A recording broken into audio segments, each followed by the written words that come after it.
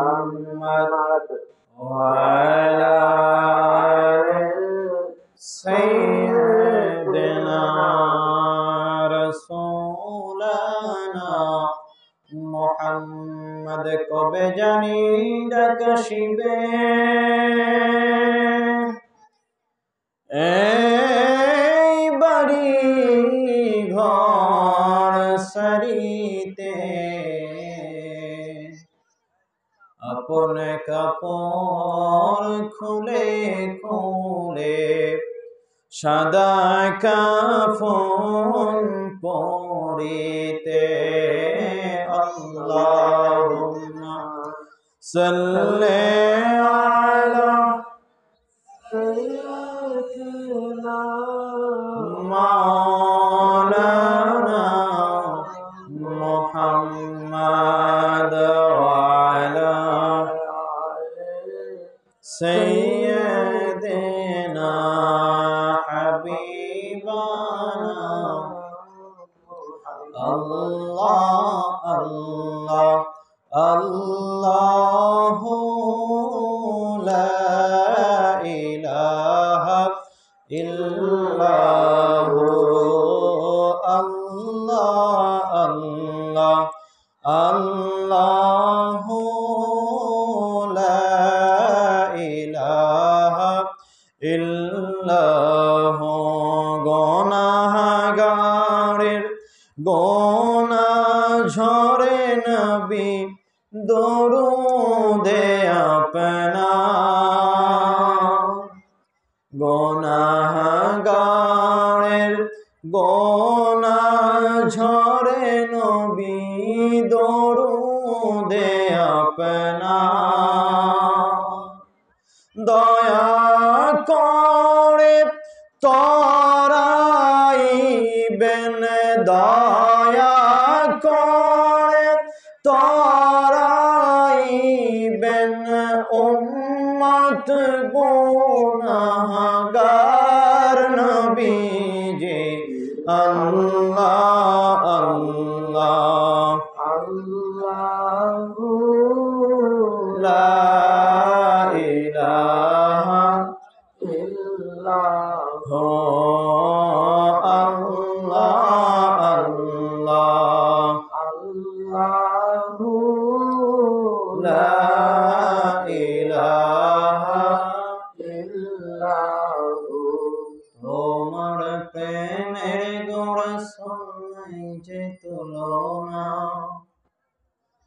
নাই যে তুলনা গোরসল নাই যে তুলনা তোমার প্রেমে গোরসল নাই যে তুলনা নাই যে তুলনা গোরসল নাই যে তুলনা তোমার প্রেমে জিন্দা হইল উস্তুনে হান্নানা ইয়া রাসূলুল্লাহ আমি তোমার প্রেমের ভিখারি আমি তোমার প্রেমের ভিখারি ইয়া রাসূলুল্লাহ আমি তোমার প্রেমের ভিখারি ইয়া রাসূলুল্লাহ ইয়া হাবিবাল্লাহ আমি তোমার প্রেমের ভিখারি তোমার প্রেমেতে আমার কলিজায় আঙ্গার গোরসুল কলিজায় আঙ্গার তোমার প্রেমেতে আমার কলিজায় আঙ্গার গোরসুল কলিজায় আঙ্গার দেখা দিয়ে শান্ত করো সাখিয়ে কাউসার ইয়া রাসূলুল্লাহ আমি তোমার প্রেমের ভিখারি আমি তোমার প্রেমের ভিখারি ইয়া রাসূলুল্লাহ আমি তোমার প্রেমের ভিখারি। আলহামদুলিল্লাহ।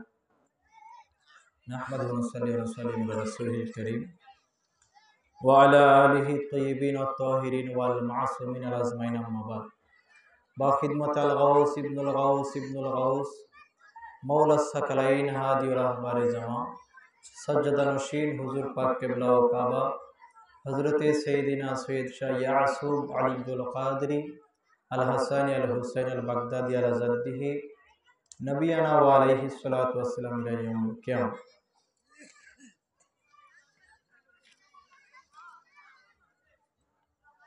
रामचंद्रपुर मौला अली अल क़ादरी फुरकानुल वाहिद आली माद्रासा प्रांगणे आयोजित प्रथम बात्सरिक पवित्र वाज महफिल रसूल पाक सल्लल्लाहु अलैहि वसल्लम एवं तार अहले बाइत पाकेर मोहब्बते कुरान एवं हादिसेर आलोके आयोजित आजिमुश शान महफिलेर सम्मानित सभापति साहेब, आलोचक बिंदु, आयोजक बिंदु, मंच उपविष्ट आছেন अत्र एलाकार गण्यमान्य व्यक्तिबर्ग, सामने उपविष्ट आमार बाबार बयसी दादार बयसी दाढ़ी पाका मुरब्बीगण, समबयसी आमार प्राणप्रिय अत्यंत भालोबासार मोहब्बतेर जुबक भाईरा, स्नेहेर कचिकाचा पर्दार आড়াল থেকে শুনছেন পর্দানিশীন মা বোনেরা, প্রত্যেকের প্রতি জানাই আন্তরিক শুভেচ্ছা, অভিনন্দন, মুবারকবাদ। আসসালামু আলাইকুম ওয়া রাহমাতুল্লাহ। ওয়া আলাইকুম আসসালাম ওয়া রাহমাতুল্লাহ। মহিয়ান গরিয়ান খোদা তাআলার দরবারে অগণিত অসংখ্য শুকরিয়া জ্ঞাপন করছি যে রব্বুল আলামিন আমাকে আপনাকে হায়াতে ফুরসত আতা করে দুনিয়াবি এই ব্যস্ততাময় জীবনের সময় থেকে কিছু সময় বের করে কোরআন এবং হাদিসের মাহফিলে রসুল পাক সাল্লাল্লাহু আলাইহি ওয়াসাল্লাম এবং তার আহলে বাইতের মোহাব্বত নিয়ে বসার মতন তৌফিক আতা করেছেন। সে মহান আল্লাহ পাকের দরবারে শুকরিয়া আদায় করে সকলে করি আলহামদুলিল্লাহ।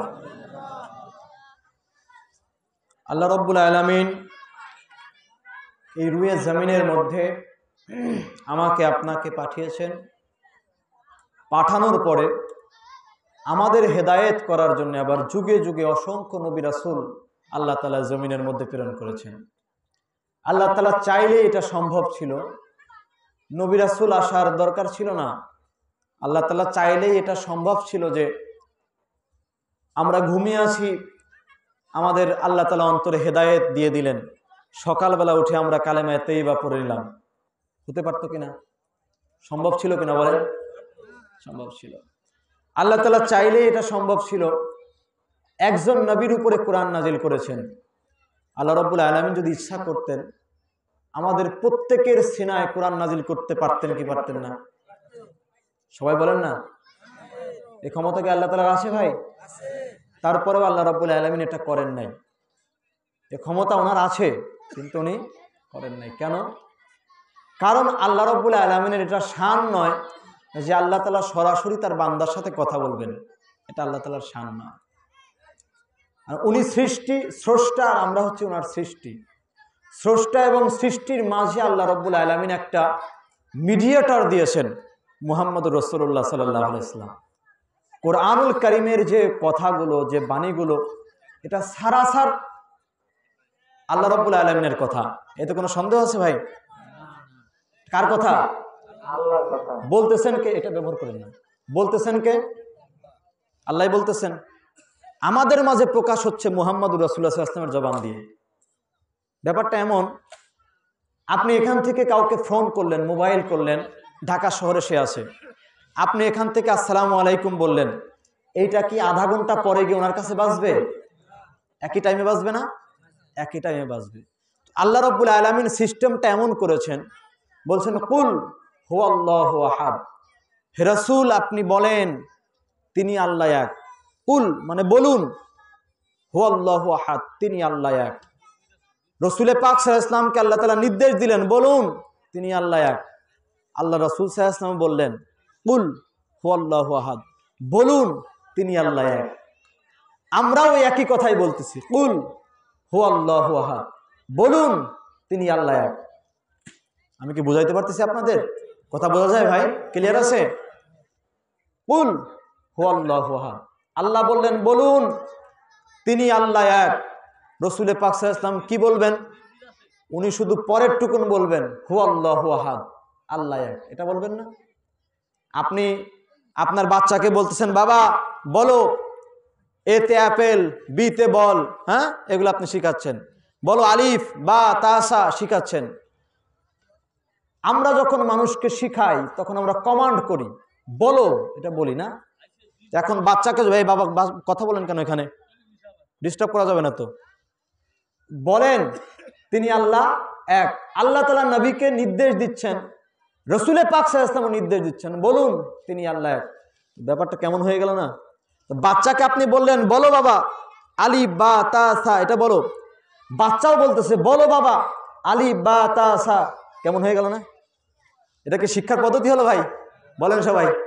কিন্তু কোরআনে কিন্তু এটাই ঘটতেছে, প্রকৃতপক্ষে কোরআনে এটাই ঘটতেছে। কি আজব ব্যাপার না বলেন? কমান্ড করলে, কমান্ডটা তো আমার বলার কথা না ভাই, আমার কাজ পরের টুকুন বলা। বলুন শব্দ তো আমি বলতে পারি না, কিন্তু আপনিও কুল শব্দ ব্যবহার করতেছেন, আমিও বলতেছি, আমার নবীও বলতেছেন। আল্লাহ তাআলা বলেন কুল হু আল্লাহু আহাদ, বলুন তিনি আল্লাহ এক। কেন? যদি এমন হতো আল্লাহ তাআলা আগে বলেছেন আরশে আজিম থেকে পাঠায়া দিয়েছেন বলে, রসুলে পাক সাল্লাল্লাহু আলাইহি ওয়াসাল্লাম কিছুক্ষণ পরে সেই কথাটা মানুষের কাছে বলেছেন, যদি ব্যাপারটা এমন হতো তাহলে এটাই ঘটতো, রসুলে পাক সাল্লাল্লাহু আলাইহি ওয়াসাল্লাম কুল শব্দ বলতেন না, শুধু হুয়াল্লাহু আহাদ বলতেন। কিন্তু ঘটনাটা এমন ঘটে নাই। ঘটনাটা এরকম ঘটেছে যেমন আপনাকে আমি ফোন করলে আমি এখান থেকে যখন বলি আসসালামু আলাইকুম, আপনার ওইখানে একই টাইমে মোবাইলে বেজে ওঠে আসসালামু আলাইকুম। বাজে কি বাজে না বলেন? আপনি কি কিছুক্ষণ পরে শুনতে পান না? আমার এবং আপনার মাঝে কথা আদান প্রদানের একটা মিডিয়েটর হচ্ছে মোবাইল। কথা আদান প্রদানের মিডিয়েটর, ওসিলা হচ্ছে কি? মোবাইল। ঠিক তেমনি ভাবে আল্লাহ এবং বান্দার মাঝে কথা আদান প্রদানের একটা মিডিয়েটর হচ্ছে মুহাম্মদ মুস্তাফা সাল্লাল্লাহু আলাইহি ওয়াসাল্লাম। আল্লাহ রাব্বুল আলামিন আরশে আজিমে বসে বলতেছেন, আল্লাহ তাআলার ইচ্ছা হলো বান্দার সাথে কথা বলবে। কিভাবে কথা বলবে? রসুলে পাকের কাছে জিব্রাইলকে পাঠাই দিলেন, জিব্রাইল যাও আমার নবীকে অ্যালার্ট করে আসো, আল্লাহ তাআলা এখন বান্দার সাথে কথা বলবে। জিব্রাইল আলাইহিস সালাম এসে অ্যালার্ট করে যাচ্ছেন আমার নবীকে, আল্লাহ তাআলা আরশে আজিমে বসে কথা বলতেছেন। ওই কথাটাই হুবহু ভাবে আমার নবীর জবান দিয়ে বের হয়ে যাচ্ছে। এটাই হচ্ছে মূল সিস্টেমটা। আল্লাহ তাআলা চাইলেই সরাসরি আমাদের সাথে কথা বলতে পারতেন, কিন্তু বললেন না। মাঝে একটা মিডিয়েটর রেখেছেন মুহাম্মদুর রাসূলুল্লাহ সাল্লাল্লাহু আলাইহি ওয়াসাল্লামকে। ভাই বলেন তো, আমার আল্লাহ চাইলেই আমাদের সাথে সরাসরি কথা বলতে পারেন, কিন্তু বললেন না। আমি আপনার কোনোই ক্ষমতা নাই, আল্লাহ তো সারা ক্ষমতার অধিকারী, তিনি চাইলেই যে কোনো কিছু করতে পারেন। তিনি পারেন, তারপরে আপনার সাথে কথা বলতেছেন না, আমার নবীর ওসিলা মাঝে রেখে দিয়েছেন। আমার আপনার কোনো ক্ষমতাই নাই। আমরা যদি এভাবে কোট করে বসে থাকি যে না আমি কারো ওসিলা দিয়ে আল্লাহর কাছে চাইবো না, সরাসরি আল্লাহর সাথে কথা বলবো, ব্যাপারটা কেমন হয়ে গেল না ভাই? যেখানে আল্লাহ সব পারেন তাও বলতেছেন না, আপনি কিছুই পারেন না তাও কোট করে বসে আছেন, না আমি আল্লাহর সাথে সরাসরি কথা বলবো। আমার ভাইয়েরা, আমার বন্ধুরা, ব্যাপারটা এমন নয় যে আল্লাহ রাব্বুল আলামিন আপনার কথা শোনেন না। অবশ্যই অবশ্যই আল্লাহ রাব্বুল আলামিন আপনার কথা শোনেন, কারণ আল্লাহ রাব্বুল আলামিনের ওনার বৈশিষ্ট্য হচ্ছে সামিউন বাসির। উনি সব কিছু দেখেন, উনি সব কিছু শোনেন, ওনার সামনে কোনো ঢাকা নাই, কোনো ছাপা নাই, ঠিক কিনা বলেন?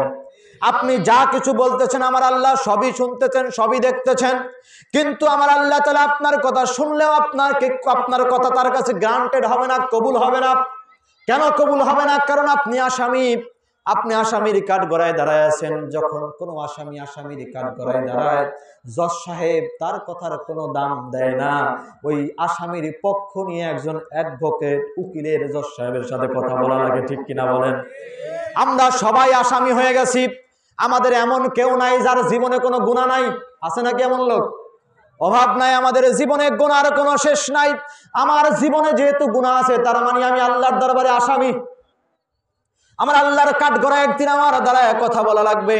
যেহেতু আমি আসামি, তো আমার কথা আল্লাহর কাছে গ্রান্টেড হবে না। এই জন্যে আল্লাহ রাব্বুল আলামিন আল্লাহ এবং বান্দার মাঝে একজন ওসিলা রেখেছেন, তিনি হচ্ছেন মুহাম্মাদুর রাসূলুল্লাহ সাল্লাল্লাহু আলাইহি ওয়াসাল্লাম।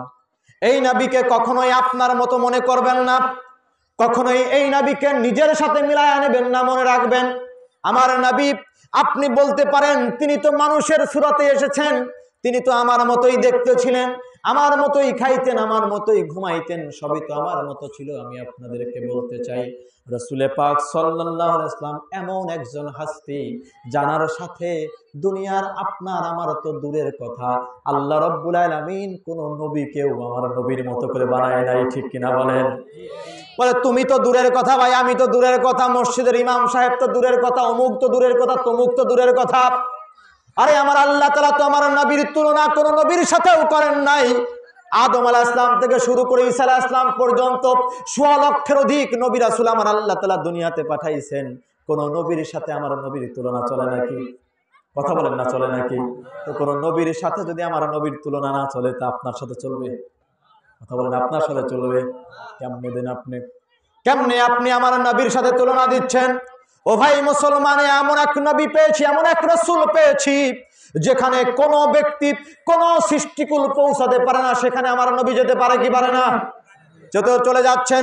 ওই নামাজের মধ্যে এমন একটা নামাজ, যেই নামাজের মধ্যে আল্লাহ রাব্বুল আলামিন বলে দিয়েছেন, এমন একটা শরীয়ত প্রণয়ন করে দিয়েছেন, নামাজের মধ্যে আল্লাহ ছাড়া কারো জিকির করার কোনো বিধান নাই।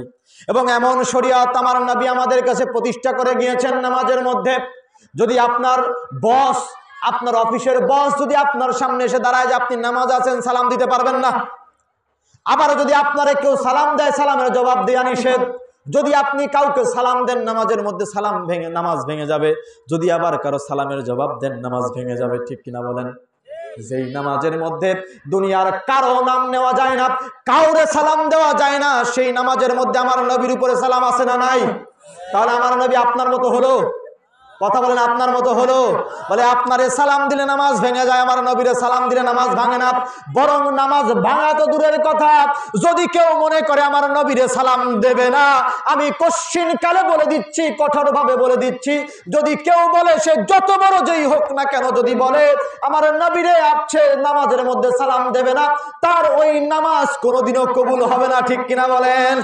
যেখানে সারা দুনিয়ার যে কেউ হোক না কেন, যাকেই সালাম দেন না কেন, নামাজ ভেঙে যায়, সেখানে আমার নবীরে সালাম না দিলে আপনার নামাজই কবুল হবে না, নামাজই হবে না ভাই। সেই নবীর সাথে দুনিয়ার কারো তুলনা করা যাবে না, এটা মনে রাখতে হবে। ও ভাই মুসলমান, ও ভাই মুসলমান, আসেন কোরআনে পাকের দিকে চলে যায়, আলোচনার মধ্যে চলে যায়। কষ্ট হচ্ছে আপনাদের? আলোচনার দিকে চলে যায়। একটা আয়াত আমি আপনাদের সামনে তেলাওয়াত করেছি, সূরার নাম সূরাতুল যুখরুফ, আয়াত নাম্বার 67। আল্লাহ রাব্বুল আলামিন বলছেন, খিল্লাউ ইয়াউমাইযিন বা'দুহুম লিবা'দিন আদুউন ইল্লাল মুত্তাকিন। জোরে বলা যাবে নাকি আল্লাহু আকবার? আল্লাহ রাব্বুল আলামিন ডাক দিয়ে বলছেন, দুনিয়ার মানুষ শোনো, তোমাদের সামনে এমন একটা দিন আসছে, যেই দিন কেউ তোমাদের কোনো কাজে আসবে না। ইয়াউমা ইয়াফিরুল মারউ মিন আখিহি ওয়া উম্মিহি ওয়া আবিহি ওয়া সাহিবাতিহি ওয়া বানিহি। এমন একটা দিন তোমাদের সামনে আমি আনবো, যেই দিনে তোমার কোনো সাথী হবে না। সেদিন মানুষ পালিয়ে যাবে, তার ভাই থেকে সে পালাবে, তার মা থেকে পালাবে, তার বাবা থেকে পালাবে, তার স্ত্রী থেকে পালিয়ে যাবে, সন্তান থেকে পালিয়ে যাবে, কাউরে সেদিন দাম দেবে না। আল্লাহ রাব্বুল আলামিন বলতেছেন, এমন একটা দিন তোমাদের সামনে আসতেছে, সেই দিনে আলা খিল্লাউ ইয়াউমাইযিন বা'দুহুম লিবা'দিন আদুবুন। তোমরা সেদিন সকলে একে অপরের শত্রুতে পরিণত হয়ে যাবে।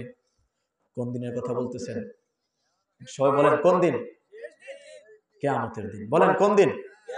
কষ্ট হচ্ছে মনে হয় আপনাদের নাকি? বিরক্ত হচ্ছে না? আর কিছুক্ষণ চলুক নাকি বলেন আলোচনা?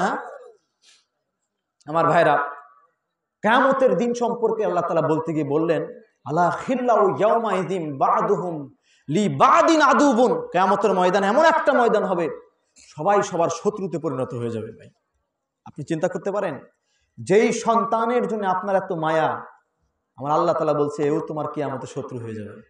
ভাবা যায়? যেই বন্ধুর জন্য আপনি জীবন দিতে রাজি, আমার আল্লাহ বলছে এই বন্ধু তোমার কিয়ামতে খবর নেবে না, শত্রু হয়ে যাবে। যেই মা যেই বাবা আপনাকে এত মহব্বত করে, সেই মা সেই বাবা আপনাকে দেখে কিয়ামতে পালায় বেড়াবে, ছুটে বেড়াবে, আপনার কাছে ধরা দেবে না। ভাইয়ে ভাই এত সম্পর্ক দুনিয়াতে, এই ভাই সম্পর্কে বলেছেন আল্লাহ তাআলা, ইয়াউমা ইয়াফিরুল মারউ মিন আখি। আপনি আপনার ভাইকে দেখে দৌড়ে পালাবেন। এমন একটা ভয়ঙ্কর দিন হবে কিয়ামতের দিন, যেই দিন কেউ কারো কাজে আসবে না। আপনার যত রকমের যত বন্ধু থাক, বেস্ট ফ্রেন্ড বলেন, বয়ফ্রেন্ড বলেন, গার্লফ্রেন্ড বলেন, জাস্ট ফ্রেন্ড বলেন, যত রকমের ফ্রেন্ড দুনিয়াতে থাক, কোন ফ্রেন্ড দুনিয়াতে কিয়ামতে কাজে আসবে? কথা বলেন, কাজে আসবে? শুধু কাজে আসবে না তো বটেই ভাই, শত্রুতে পরিণত হয়ে যাবে। আপনি আমি কি হয়ে যাব বলেন? শত্রু। যেই কিয়ামতের ময়দানে কেউ কারো কাজে আসবে না, সব শত্রুতে পরিণত হয়ে যাবে। আমরা আল্লাহ তাআলা এটা বর্ণনা করার পরে এবার আল্লাহ রাব্বুল আলামিন ছোট্ট একটা কোটেশন নিচে দিয়ে দিলেন, বলেন ইল্লাল মুত্তাকিন, মনে রাখো শুধুমাত্র আমার মুত্তাকি পরহেজগার আল্লাহওয়ালা ব্যতীত। সুবহানাল্লাহ বলবেন না?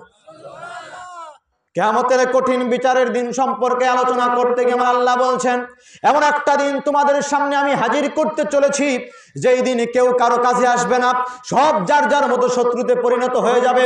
ইল্লাল মুত্তাকিন, শুধুমাত্র আমার পরহেজগার খোদাভীরু আল্লাহওয়ালা আল্লাহর বন্ধুরা ব্যতীত কিয়ামতের ময়দানে কেউ তোমাদের কাজে আসবে না।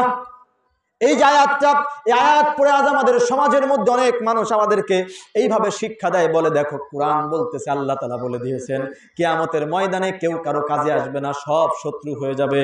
এটা বলার পরে আজকে অনেকে আমাদেরকে বলে কিয়ামতের ময়দানে কোনো পীর মাশায়েখ ওলিয়া উলিয়া গাউস কুতুব কারো খবর থাকবে না। বলে কি বলে না?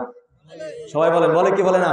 আমি কারো বিরুদ্ধে না ভাই, আমি আপনার ভুলটা জাস্ট ধরাই দিচ্ছি। আপনি যে কথাটা বলছেন এটা কোরআনের বিরুদ্ধের কথা, মনে রাখতে হবে।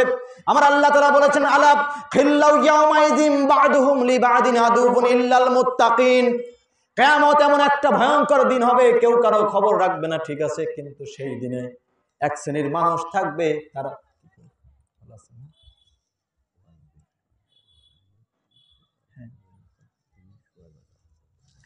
সমস্যা নেই, ঠিক আছে, আচ্ছা আচ্ছা ঠিক আছে। তো কিয়ামতের ময়দানে কেউ কারো কাজে লাগবে না ভাই, এটা সত্য, কিন্তু আল্লাহ তাআলা ইল্লাল মুত্তাকিন বলে বললেন, শুধুমাত্র আমার ওলিরা ব্যতীত, আমার মুত্তাকি পরহেজগার আল্লাহওয়ালা এরা ব্যতীত কেউ কাজে লাগবে না। আমি কি বুঝাইতে পারছি ব্যাপারটা? তাহলে আল্লাহর ওলিরা কিয়ামতের ময়দানে কাজে লাগবে না ভাই? বলেন, সবাই বলেন না, কাজে লাগবে না? বলে যাদের সাথে বন্ধুত্ব করলে কিয়ামতে কাজে লাগবে, আমরা তাদের বন্ধুত্ব থেকে আজকে দূরে সরে গেছি, ঠিক কিনা বলেন? আর যাদের সাথে বন্ধুত্ব কিয়ামতে কাজে লাগবে না, আমরা তাদের সাথেই বন্ধুত্ব বেশি করি। কিয়ামতে একমাত্র ইল্লাল মুত্তাকিন বলে আল্লাহ তাআলা বললেন, আমার পরহেজগার আল্লাহওয়ালা এরা ব্যতীত আর কোনো বন্ধুত্ব কিয়ামতের ময়দানে কাজে লাগবে না।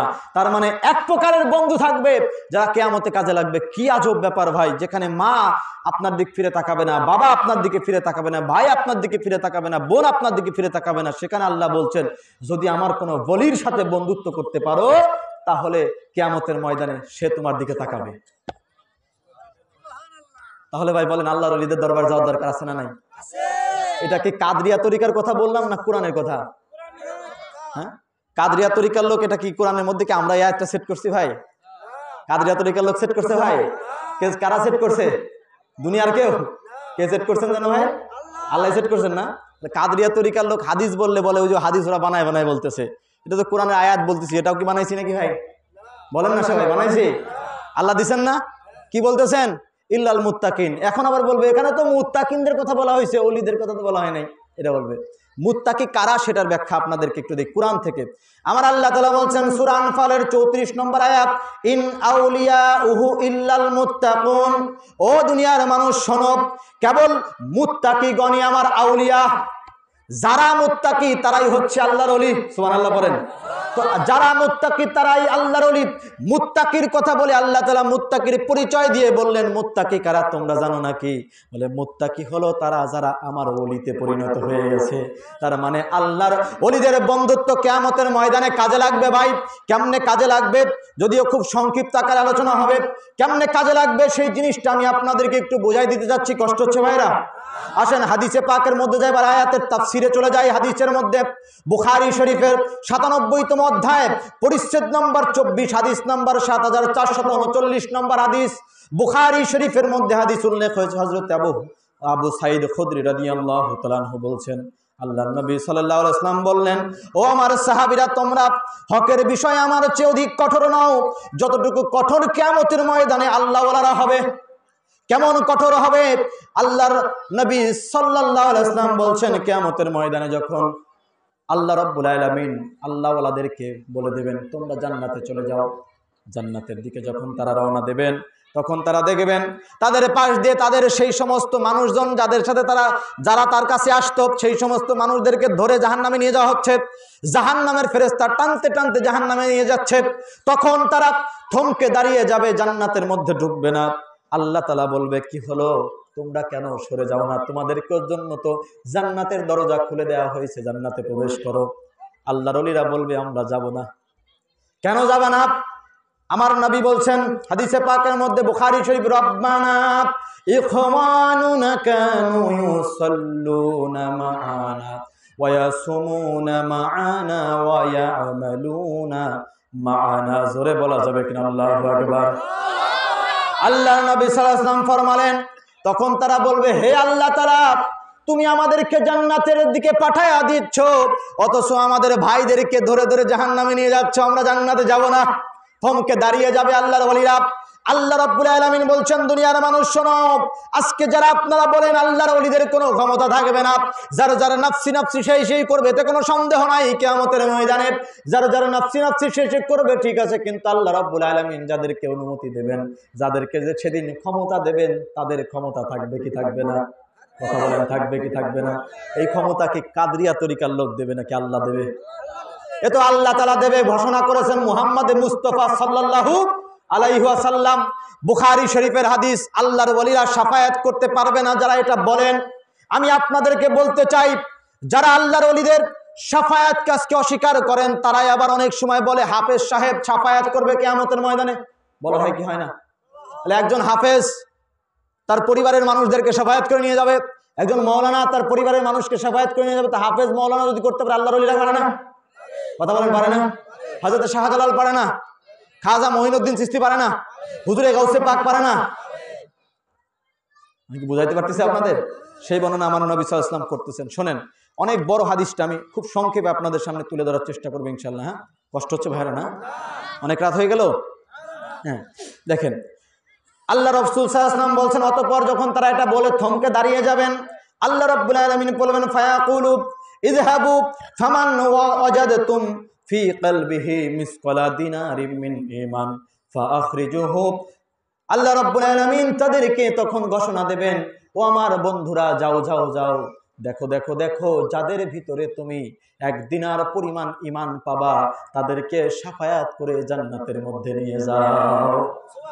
বুখারী শরীফের হাদিস, রাসূল পাক সাল্লাল্লাহু আলাইহি ওয়াসাল্লাম বলেন, অতঃপর সমগ্র আউলিয়া কেরামগণ চলে যাবে, যাকে যাকে পাবে, যার যার অন্তরের মধ্যে মিসকালা দিনারিম মিনিমার 1 দিনার পরিমাণ ঈমান যার মধ্যে পাবে, তাদেরকে শাফায়াত করে জান্নাতে নিয়ে যে তাদেরকে জান্নাতে পাঠায়া দিয়ে তারা এসে আবার আল্লাহর সামনে দাঁড়ায় যাবে। আমার আল্লাহ তাআলা ফরমানেন, কি হলো, আবার কেন এসে দাঁড়াইছো? বলে যে আবার দাঁড়াইছে এই কারণে, আল্লাহ তুমি বলেছো 1 দিনার পরিমাণ ঈমান যার মধ্যে থাকবে তাদেরকে নিয়ে যাওয়ার জন্য। 1 দিনার পরিমাণ ঈমান সহ নিতে গিয়ে দেখলাম আরো আমার অনেক ভাই বিরাদার এখনো এখানে পড়ে আছে। আল্লাহ কমানো লাগবে, শর্ত কমায়া দাও। আমার আল্লাহ তাআলা তখন বলবেন, যাও, মিসকালা নিসফি দিনার, যার অন্তরের মধ্যে 1/2 দিনার পরিমাণ ঈমান আছে, এবার তাদেরকে শাফায়াত করে নিয়ে যাও। সুবহানাল্লাহ পড়বেন না? যার যার অন্তরের মধ্যে 1/2 দিনার পরিমাণ ঈমান থাকবে, এবার তাদেরকে শাফায়াত করে জান্নাতের মধ্যে নিয়ে গিয়ে আবার এসে আল্লাহর সামনে দাঁড়াবে। বুখারীর হাদিস, আমার নবী বলছেন, আবার এসে আল্লাহর সামনে দাঁড়াইছে। আমার আল্লাহ বলবে, কি হলো, আবার কেন আসছো? বলে, আল্লাহ তাআলা এখনো তো শেষ হয় নাই, আরো কত মানুষ আমাদের চিনা জানা লোকজন জাহান্নামের মধ্যে চলে যাচ্ছে। আল্লাহ, কেমনে আমরা জান্নাতে যাই? আমার আল্লাহ তাআলা আবার বলবেন, ইযহাবু, যাও, ফামান ওয়াজাদতুম মিসকালা ফি কলবিহি মিসকালা যাররাতিম মিন ঈমান, যার যার অন্তরের মধ্যে যাররা পরিমাণ ঈমান পাবা, এবার তাদেরকে শাফায়াত করে জান্নাতে নিয়ে যাও। সুবহানাল্লাহ। এবার যাররা পরিমাণ ঈমানের ব্যাপার চলে আসলো। 3 স্টেপে আল্লাহর ওলিরা কিয়ামতের ময়দানে শাফায়াত করবেন। তারপরেও যদি আপনি বলেন যে ওর কোনো ওলিয়া উলিয়া গাউস কুতুব পীর মাশায়েখ কিয়ামতে কারো খবর থাকবে না, কথা বলেন না ভাই? খবর কি থাকবে? খবর থাকবে? থাকবে না? হাদিস, এবার এই হাদিসের ব্যাখ্যাটা আপনাদেরকে শোনাই। হাদিসের ব্যাখ্যাটা একটু বলি, এটা তো জাস্ট পুরো হাদিসটা একটু বললাম, এখন ব্যাখ্যাটা শোনাই। প্রথমত, আল্লাহর ওলিরা জান্নাতে যাচ্ছেন, বলতেছেন রাসূল পাক সাল্লাল্লাহু আলাইহি ওয়াসাল্লাম, দেখবেন যে পাশ দিয়ে জাহান্নামের ফেরেশতারা মানুষদেরকে শিকল দিয়ে টেনে এভাবে টেনে হেঁচড়ে নিয়ে যাইতেছেন। আচ্ছা, জাহান্নামের ফেরেশতারা কখন একজন মানুষকে ধরে জাহান্নামের দিক নিয়ে যাবেন? যখন তার হিসাব নিকাশ কমপ্লিট হবে, ঠিক কিনা বলেন? হিসাব নিকাশ না হলে কি জাহান্নামে নেবে? প্রশ্নই ওঠে না। তার মানে রসুলের পাকের এই হাদিস অনুযায়ী বলতেছি, যে ব্যক্তিদের সম্পর্কে আল্লাহর ওলিরা আল্লাহর কাছে ফরমান করতেছেন তাদের হিসাব নিকাশ কমপ্লিট হয়ে গেছে। নামাজের হিসাব হয়েছে, রোজার হিসাব হয়েছে, হজের হিসাব হয়েছে, জাকাতের হিসাব হয়েছে, সারা জিন্দেগির সমগ্র আমলের হিসাব কমপ্লিট হয়ে গেছে, কিন্তু তার নেকির পাল্লা হালকা হয়ে গেছে, গুনার পাল্লা ভারী হয়ে গেছে। যখন নেকির পাল্লা হালকা হয়ে গেছে, গুনার পাল্লা ভারী হয়ে গেছে, এবার গো টু দা জাহান্নাম, তার জন্য জাহান্নাম নির্ধারিত হয়ে গেছে। যখন তাকে টেনে হিসড়ে জাহান্নামের মধ্যে নিয়ে যাওয়া হচ্ছে, তখন আল্লাহর ওলিরা বলতেছে, আল্লাহ আগেই তাকে জাহান্নামে দেওয়া যাবে না, আগে আমার সাথে একটু কথা বলে নেন। সুবহানাল্লাহ বলবেন না? আমার ভাইরা, আমি আপনাদেরকে এটা বলছি না যে নামাজ রোজা আমাদের লাগবে না। যেহেতু আমরা মুসলমান 100%, আমাদের এটা পালন করতে হবে। নামাজ, রোজা, হজ, যাকাত দরকার আছে না নাই? কিন্তু আমি আপনাদেরকে বলি, আপনি যদি চোখটা বুঝে একবার হিসাব মিলান, আপনার এই সারা জিন্দেগির মধ্যে আপনি নামাজ, রোজা, হজ, যাকাত যা যা করেছেন এবং যত প্রকারের গুনাহ করেছেন, এই সমগ্র কিছু যদি মিলান চোখটা বুঝে, আপনার অন্তর আপনাকে বলে দেবে আপনার নেকির পাল্লা ভারী হবে না গুনার পাল্লা ভারী হবে। কথা বলেন না? বলবে না ভাই? আমাদের যে আমলের অবস্থা ভাই, এই অবস্থায় কি মনে হয় যে এই আমল দিয়ে আমাদের নেকির পাল্লা ভারী করা সম্ভব? বলেন না কেন সবাই? সম্ভব? সম্ভব না ভাই, সম্ভব না। আমাদের যে নামাজের অবস্থা, শেষ মুহূর্তে মসজিদে যাই, দ্রুত গিয়ে জোরে জোরে 2টা সাজদা দেই, 2 মিনিটের মধ্যে মসজিদ থেকে বের হয়ে চলে আসি, ঠিক কিনা বলেন? এই নামাজ ভাই আপনার মিজানের পাল্লা কি বলে নেকির পাল্লা ভারী করবে মনে হয় আপনার? হ্যাঁ, সম্ভবই না। আবার নামাজের মধ্যে দাঁড়াচ্ছেন, আপনি কি করছেন কি না করছেন সারাদিনের মধ্যে সব আপনার মনে পড়ে কি পড়ে না? কথা বলেন, পড়ে কি পড়ে না? আমার নবী বলেছেন, আপনার সামনে আল্লাহ রয়েছে, তো আল্লাহকে সামনে নিয়ে সাজদায় গিয়ে যদি দুনিয়ার কথা মনে পড়ে ভাই, তো এই নামাজ দিয়ে আপনি মিজানের পাল্লা ভারী করবেন? তথাপি আমি বলি, যদি আপনার মনে হয় যে না আমি আমার আমল দিয়ে মিজানের পাল্লা ভারী করে আমি জান্নাতে যাব, আমি বলবো আলহামদুলিল্লাহ ভাই, আপনার জন্য আল্লাহর ওলিয়া দরকার নাই, আপনি আপনার দিক থেকে ভালো আছেন। কিন্তু আমি বলবো বাই এনি চান্স কিয়ামতের ময়দানে যদি আপনার গুনার পাল্লা ভারী হয়ে যায়, নেকির পাল্লা হালকা হয়ে যায়, তখন আপনি কি করবেন? একটা অপশন দরকার আছে না? কথা বলেন না ভাই? আছে না? অপশন দরকার আছে না?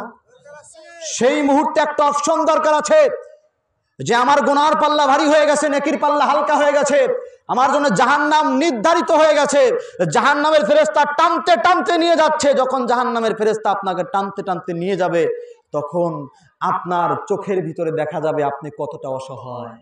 অসহায় হয়ে তাকিয়ে থাকবেন, আহারে যদি কেউ আমাকে একটু সাহায্য করত, যদি কেউ এসে আমার সামনে একটু দাঁড়াইতো, আল্লাহরে বলতো আল্লাহ এরে নিও না, আমি কতটা ভাগ্যবান হতাম। ভাই মনে হবে কি হবে না? রসুলে পাক সাল্লাল্লাহু আলাইহি ওয়াসাল্লাম সেই মুহূর্তের আলোচনা করে বলতেছেন, যখন তোমার নামাজ, রোজা, হজ, যাকাত সারা ইবাদতের হিসাব হয়ে যাবে, যখন তোমার নেকির পাল্লা হালকা হয়ে যাবে, গুনার পাল্লা ভারী হয়ে যাবে, যখন তোমাকে জাহান্নামী ঘোষণা করে দেওয়া হবে, তুমি জাহান্নামে তোমাকে নিয়ে যাওয়া হচ্ছে, সেই মুহূর্তে দুনিয়া থেকে একজন আল্লাহর ওলির সাথে মহব্বত থাকার কারণে ওই আল্লাহর ওলি আল্লাহর কাছে দাঁড়ায় বলবে, আল্লাহ আমি থাকতে এর জাহান্নামে যেতে দেবো না,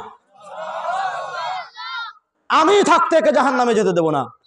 বলেন তো ভাই, এটা আমাদের দরকার আছে না নাই? এই জন্য আল্লাহর ওলিদের কাছে যাই, এই জন্য আল্লাহর ওলিদের কাছে যাই, আল্লাহর ওলিদের গুণগান করি, তাদের গুণকীর্তন গাই, তাদের সম্মান গাই, তাদের মহব্বতের কথা বলি। কেন? কারণ এদের সাথে সম্পর্ক থাকলে আমার আল্লাহ বলেছেন, আলা হিল্লাউ ইয়াউমাইদিন বাদুহুম লি বাদিন আদুবুন ইল্লাল মুত্তাকিন, শুধুমাত্র আমার বলিরা ব্যতীত কিয়ামতে তোমাদের কেউ কাজে আসবে না। কিভাবে কাজে আসবে? এইভাবে। কখন কাজে আসবে? যখন আপনার নামাজ আপনারে বাঁচাইতে পারলো না, রোজা আপনারে বাঁচাইতে পারলো না, হজ আপনারে বাঁচাইতে পারলো না, যাকাত আপনারে বাঁচাইতে পারলো না, তখন আল্লাহর ওলিরা দাঁড়ায় যাইতেছেন। আমি কি বুঝাইতে পারছি ব্যাপারটা? তার মানে কি আজকে থেকে নামাজ রোজা ছেড়ে দেব? ছেড়ে দেবো ভাই? এটা আমাদের জন্য বাধ্যতামূলক, ফরজে আইন করতে হবে। কিন্তু আমি বলছি এটার পরের অপশন, যে যদি বাই এনি চান্স আপনার মিজানের পাল্লার হেরফের হয়ে যায়, তখন আপনার একটা অপশন লাগবে, সেই অপশনটা হচ্ছে আল্লাহর ওলিরা। আল্লাহ তাআলা এটা কোরআনে বলছেন, রসুলে পাক সাল্লাল্লাহু আলাইহি ওয়াসাল্লাম বুখারী শরীফের হাদিসের মধ্যে বলছেন। এক, দ্বিতীয় অপশনটা আপনাদেরকে বলি। আল্লাহ রাব্বুল আলামিন এখানে বললেন মিসকালা দিনারিন মিন ঈমান, প্রথমে বললেন, তারপরে বললেন মিসকালা নিসফি দিনার, প্রথমে, তারপরে বললেন মিসকালা যাররাতিন মিন ঈমান, প্রথমে বললেন যার অন্তরে 1 দিনার পরিমাণ ঈমান আছে তাকে নিয়ে যাও, দ্বিতীয়ত বললেন যার অন্তরে অর্ধেক দিনার পরিমাণ আছে তাকে নিয়ে যাও। তৃতীয়ত গিয়ে বললেন যাররা পরিমাণ ঈমান যার মধ্যে আছে তাকে নিয়ে যাও। 3টা স্টেপে বললেন। আমি আপনাদেরকে বলতে চাই আমার অন্তরের মধ্যে কতটুকুন ঈমান আছে এটা জানে কে? সবাই বলেন জানে কে? আল্লাহ ছাড়া কেউ জানে ভাই? তো আল্লাহ তাআলা আল্লাহর ওলিদেরকে তার বন্ধুদেরকে বলবেন যার অন্তরে যাররা পরিমাণ ঈমান আছে তাকে নিয়ে যাও, যার অন্তরে 1 দিনার পরিমাণ ঈমান আছে তাকে নিয়ে যাও, যার অন্তরে অর্ধেক দিনার পরিমাণ ঈমান আছে তাকে নিয়ে যাও।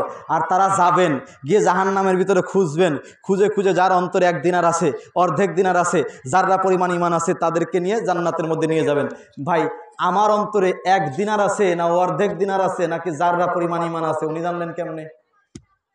কথা বলতে হবে ভাই, উনি জানলেন কেমনে ভাই? এটা তো আল্লাহ ছাড়া কেউ জানে না, নাকি জানে কেউ? বলেন উনি জানলেন কেমনে? কিন্তু হাদিসে নাবাবী অস্বীকার করার কোনো ইখতিয়ার আপনার নাই, বুখারী শরীফের হাদিস। আমি আপনাদেরকে বলতে চাই উনি কেমনে জানলেন আমার অন্তরে 1 দিনার আছে না অর্ধেক দিনার আছে নাকি যাররা পরিমাণ আছে? তার মানে আল্লাহ রাব্বুল আলামিন তার বন্ধুদেরকে এমন ক্ষমতা দান করেছেন, ওই ক্ষমতা বলে মানুষের অন্তরের ভিতরে কি চলে কি না চলে সমগ্র কিছু তারা দেখতে পায়। এই হাদিস দ্বারা এটা প্রমাণিত হয় আল্লাহর ওলিরা আপনার আমার সামনে দাঁড়াইলে সব কিছু দেখতে পায়। আমি কি বুঝাইতে পারছি ব্যাপারটা? এটার ব্যাখ্যা আরেকটু পরে করছি। তার আগে আরেকটা জিনিস এখান থেকে বলি, সেটা হচ্ছে আল্লাহ তাআলা বললেন ফায়ুখরিজুনা মান আরাফু, ফায়ুখরিজুনা মান আরাফু, যাকে যাকে চেনো তাকে তাকে শাফায়াত করে জান্নাতে নিয়ে যাও। পয়েন্ট টু বি নোটেড, যাকে যাকে চেনো তাকে তাকে জান্নাতে নিয়ে যাও। ফায়ুখরিজুনা মান আরাফু, জাহান্নাম থেকে বের করে নিয়ে আসো। আল্লাহ কাদেরকে বের করব? বলে যাদেরকে চেনো। আচ্ছা বলেন আপনি জীবনে কোনোদিন হযরতে শাহজালাল রহমাতুল্লাহ মাজার শরীফে যান নাই, ওনার সাথে কোনোদিন দেখা হয় নাই, কথা হয় নাই, ওখানে আপনার কখনো যাতায়াত নাই, বলেন কিয়ামতের ময়দানে উনি আপনার শাফায়াত করবে এই আশা যদি করেন আপনি, তাহলে এটা বোকামি হবে না? বলেন উনি আপনারা চেনে, ওনার সামনে আপনি কখনো গেছেন, কথা হয়েছে, তাহলে উনি আপনার শাফায়াত করবেন কেমনে? আমার আল্লাহ তাআলা ঘোষণাটা কি দেবেন? রাসূল পাক বলছেন ফায়ুখরিজুনা মান আরাফু, যাকে চেনো তাকে নিয়ে যাও। তার মানে শাফায়াত করার জন্য চেনার দরকার আছে, যে আল্লাহর ওলিরা আপনাকে চেনা লাগবে। সেদিন আপনি জাহান্নামের মধ্যে আল্লাহ তাআলা আপনাকে দিয়ে দিয়েছেন, যদি উনার আগে আপনারা না চেনেন উঠাবেন? অপশন আছে উঠানোর? আল্লাহ তাআলা তো শর্ত দিয়ে দিয়েছেন যারে চেনো তারে নিয়ে যাও। তার মানে আমি আলামিন যদি হুজুরে গাউসে পাকের কাছে যাই, ওনার কাছে যাই, ওনার দরবারে যাই, ওনার সাথে কথা বলি, ওনার মাজার পাকে যাই, তো উনি দেখবেন, আমাকে দেখবেন, দেখতে দেখতে আমাকে চিনে নেবেন, এই ফেসটা ওনার কাছে পরিচিত হয়ে যাবে। যখন জাহান্নামের মধ্যে আমাকে দিয়ে দেওয়া হবে আর আল্লাহ বলবে যাও যাকে চেনো তাকে জান্নাতে নিয়ে যাও, বলে তখন যখন গিয়ে আমার চেহারা উনি দেখবেন, উনি বলবেন আরে তো আলামিন, একে তো আমি চিনি, তখন হাতটা ধরে আপনাকে জান্নাতের মধ্যে নিয়ে যাবে। এটা হচ্ছে হাদিসে পাকের লফজ, লফজে বুখারী। ইমাম বুখারী এটা উল্লেখ করতেছেন, যাকে চিনবে সেদিন তাকে নিয়ে যাবে। তো আপনি যদি জীবনে কোনোদিন খাজা মঈনুদ্দিনের কাছে যান নাই, হুজুরে গাউসে পাকের কাছে যান নাই, হযরত শাহজালালের কাছে যান নাই, শাহপরানের কাছে যান নাই, বাইজিদ বুস্তামির কাছে যান নাই, আমানত শাহর কাছে যান নাই, জীবনে কোনোদিন কোনো আউলিয়া উলিয়ার মাজার শরীফ জিয়ারতেও যান নাই, কোনো আউলিয়া উলিয়ার কাছে গিয়ে বায়াত গ্রহণ করেন নাই, বলেন তো কিয়ামতের ময়দানে ওরা আপনাদের চিনবে?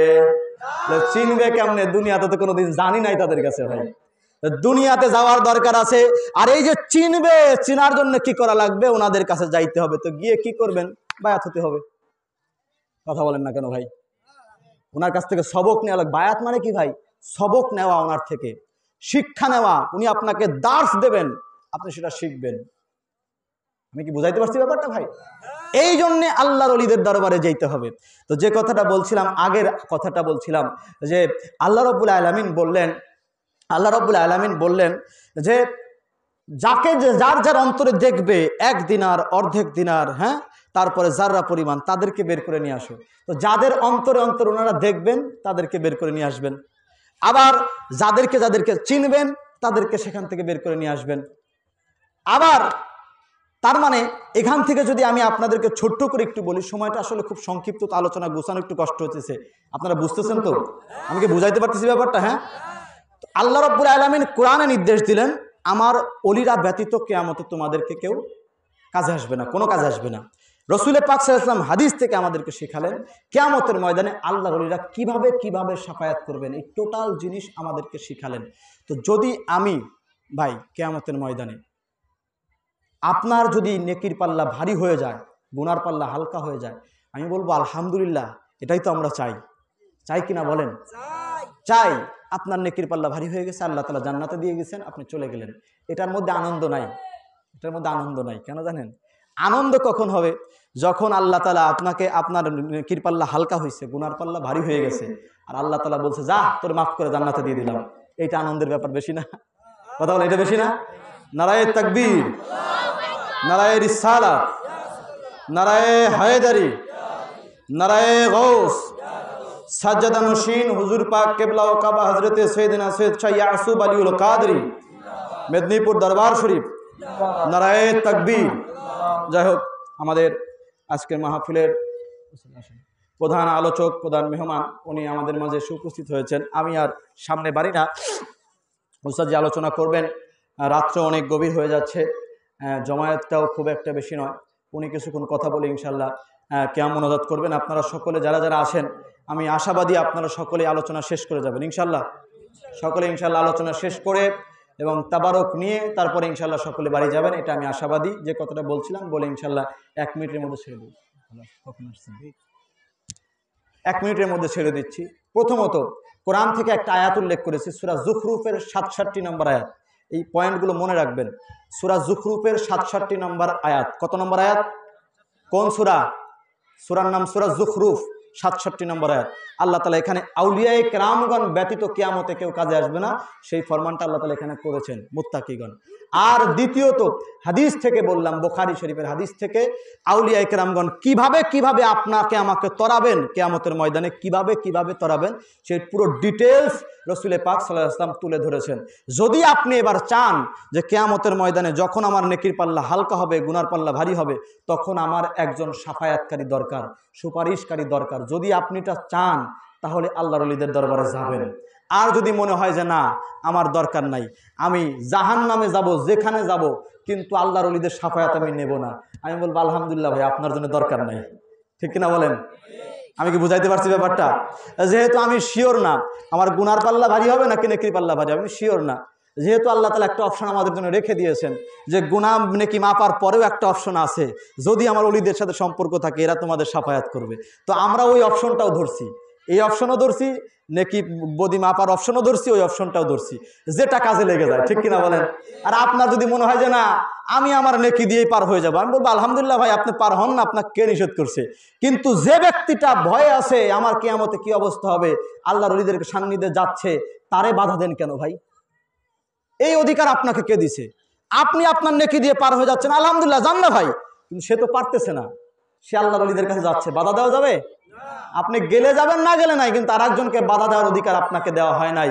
আল্লাহ রাব্বুল আলামিন আমাদের দ্বীনের সঠিক বুঝ দান করুক, ইহদিনাস সিরাতাল মুস্তাকিমের উপরে প্রতিষ্ঠিত রাখুক, আউলিয়ায়ে কেরামদের কামালের তলে আমাদের কবুল করুক, সকলে বলি আমিন। সুম্মা আমিন। ওয়া আখিরু দাওয়ানা আলহামদুলিল্লাহি রাব্বিল আলামিন। আসসালামু আলাইকুম।